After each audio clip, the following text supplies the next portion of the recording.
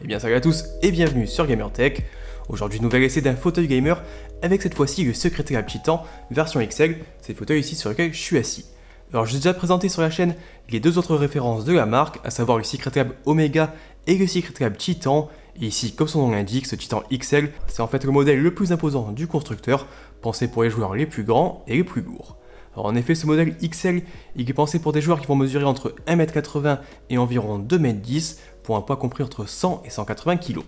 Alors à titre de comparaison, le Titan classique il est lui conseillé pour les joueurs qui mesurent entre 1m75 et 2m, avec un poids maximum de 130 kg. Bon alors évidemment, moi avec mes 1m78 et mes 68 kg, c'est pas forcément le modèle vers lequel je vais directement me diriger, mais je pense que c'est toujours intéressant de vous le présenter, afin de pouvoir enfin couvrir toute la gamme de la marque, et vous aider bien sûr à faire votre choix. Au passage d'ailleurs, si ça vous intéresse que je fasse un peu une vidéo comparatif où je vous présente les trois fauteuils, donc le Omega, le Titan et le Titan XL, n'hésitez pas un peu à me le dire dans les commentaires. Et ici j'ai encore le Omega qui est à la maison et je peux récupérer le Titan chez mon frère, donc ça me permettra un peu de vous présenter les trois modèles en même temps et encore une fois vous aider un peu à faire votre choix. Au niveau du prix, ce Titan XL, il est proposé aux alentours des 500 € et je vous rajoute évidemment les liens pour vérifier les derniers prix en description de la vidéo, parce qu'il y a souvent des promotions qui sont proposées par la marque. Je précise aussi qu'il s'agit de liens d'affiliation, donc si vous passez par ces derniers, ça me permet de toucher une petite commission, mais vous ça vous coûte pas plus cher, et ça me permet un peu aussi de faire développer la chaîne et de vous présenter toujours plus de produits, donc merci à vous.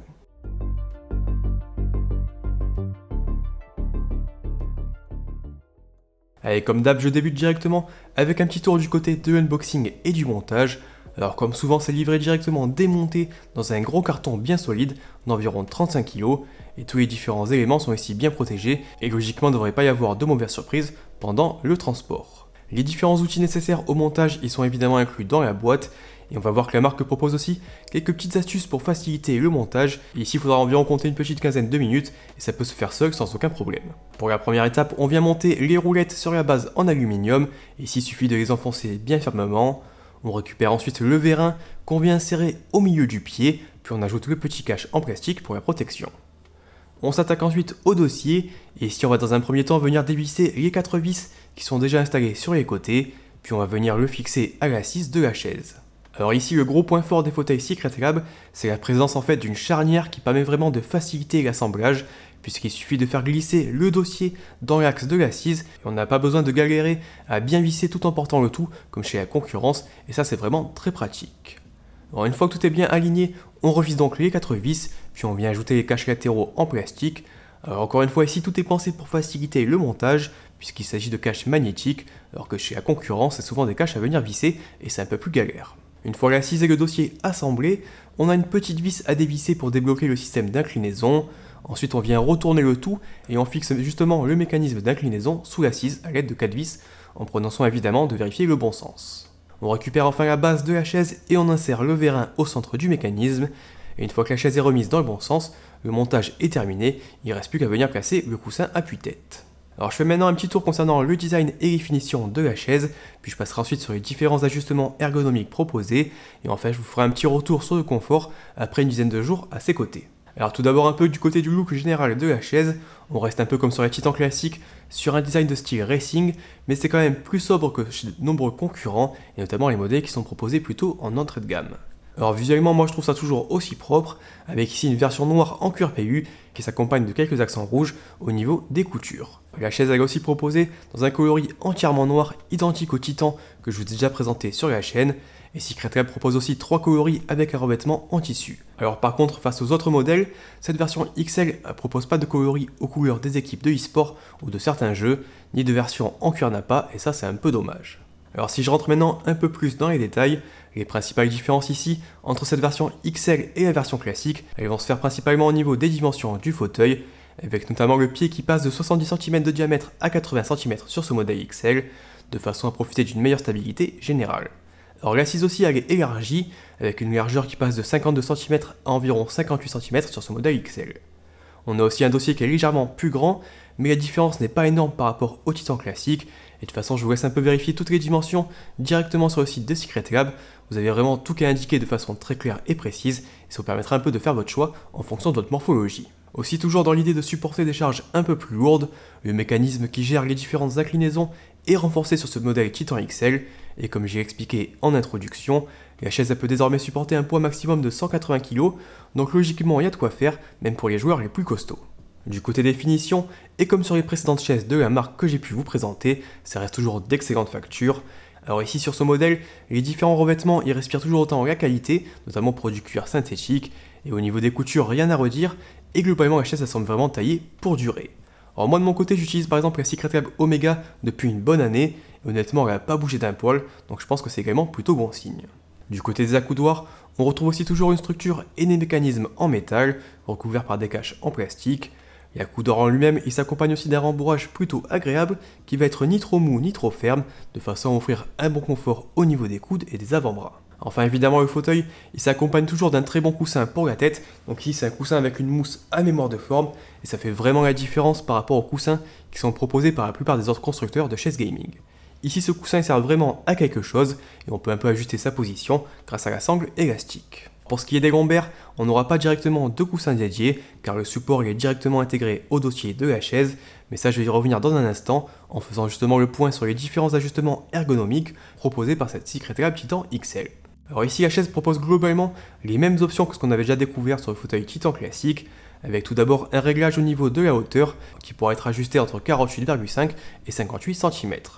Alors moi avec mes 1m78 c'est largement suffisant, et si je monte la chaise au maximum, mes pieds ne touchent plus du tout le sol, donc logiquement pour des joueurs qui mesurent un peu plus de 1m90 par exemple, il ne devrait pas y avoir de problème. On a ensuite une seconde manette qui va permettre un peu de verrouiller ou non l'inclinaison de l'assise. On pourra la bloquer sur différentes positions en fonction de ses préférences, et si vous préférez la laisser libre, vous avez aussi une grosse molette sous la chaise qui permet justement de gérer un peu la résistance de cette inclinaison, notamment en fonction de votre propre poids. En plus de l'assise, on a également une inclinaison au niveau du dossier, via une manette qui est placée sur la droite de la chaise. Alors ici, ça peut permettre d'opter pour une position bien droite quand on joue avec un clavier et une souris par exemple, ou qu'on travaille, ou au contraire opter pour une posture un peu plus détendue et inclinée, si on souhaite jouer avec une manette, ou par exemple se détendre devant un film ou sur Twitch. Du côté des accoudoirs, sans surprise on retrouve des modèles en 4D qui peuvent être ajustés un peu dans toutes les positions, afin de pouvoir s'adapter directement à votre bureau, ou glisser en dessous si vous n'avez pas forcément besoin. Alors ici on peut les faire monter ou descendre, les faire pivoter de droite à gauche, plus ou moins les rapprocher en fonction de ses préférences, ou encore les avancer ou les reculer. Alors tout ça, ça se gère très facilement via différents boutons, et la différence par exemple de la Ergo Chair que j'ai ici derrière, et que je vous ai présenté il y a quelques semaines, chaque position peut être verrouillée, et ça c'est plutôt un bon point. Enfin le dernier réglage, il se situe au niveau du support pour les lombaires, avec donc ici un système qui est directement intégré à l'intérieur du dossier, et qu'on pourra plus ou moins faire gonfler à l'aide d'une molette placée sur la droite. Alors moi de mon côté, je trouve qu'en général, ce système il est plus convaincant qu'un simple coussin, et ça permet d'apporter un bon soutien au niveau du bas du dos, tout en favorisant un peu une bonne posture quand on passe des heures derrière son PC. Alors après évidemment, à la différence d'une véritable chaise ergonomique, ici on ne pourra pas vraiment ajuster sa position en hauteur, et donc il faudra voir un peu en fonction de votre taille, et bien sûr c'est possible que celui-ci soit peut-être un peu trop haut ou un peu trop bas en fonction de votre morphologie. Allez, maintenant qu'on est un peu au point concernant le design et les différents réglages proposés par ce Secret Lab Titan XL, place au confort. Alors ici la chaise, je l'ai utilisée pendant une bonne dizaine de jours, et comme avec le modèle Titan classique, pour moi ça reste vraiment l'une des chaises gaming les plus confortables que j'ai pu tester. Au niveau de l'assise, on va avoir des mousses qui vont être plutôt denses sur la partie centrale et un peu plus molles sur les côtés, et je trouve que la marque a trouvé ici un bon juste milieu. Si on passe des heures sur la chaise, on n'a ni l'impression de s'enfoncer ni mal aux fesses car c'est trop ferme, et en plus le fait que ce soit bien large, ça permet de pas forcément trop sentir à l'étroit. Alors pour moi qui ne suis pas forcément la cible de ce fauteuil, ça peut permettre par exemple de facilement écarter les jambes ou même de se mettre en tailleur, et ça je sais que c'est quelque chose que beaucoup de joueurs recherchent sur un fauteuil gamer. Aussi pour les joueurs les plus imposants, ça laisse suffisamment d'espace pour rester bien à l'aise sur son fauteuil, et ça encore une fois c'est un bon point pour ce modèle XL. Au niveau du dossier, c'est également assez ferme mais ça reste toujours très confortable. Alors, par contre pour mon gabarit, je trouve qu'ici c'est un peu trop large et je me sens globalement un peu plus soutenu quand je m'installe par exemple dans le Secret Lab Omega qui est un peu plus adapté à ma morphologie évidemment. Après pour ce qui est des différents réglages sur lesquels je suis passé un peu plus tôt, on reste forcément un petit cran en dessous d'une véritable chaise ergonomique, mais on peut quand même très facilement basculer entre une posture bien droite pour rester concentré ou au contraire un mode un peu plus détendu selon les situations.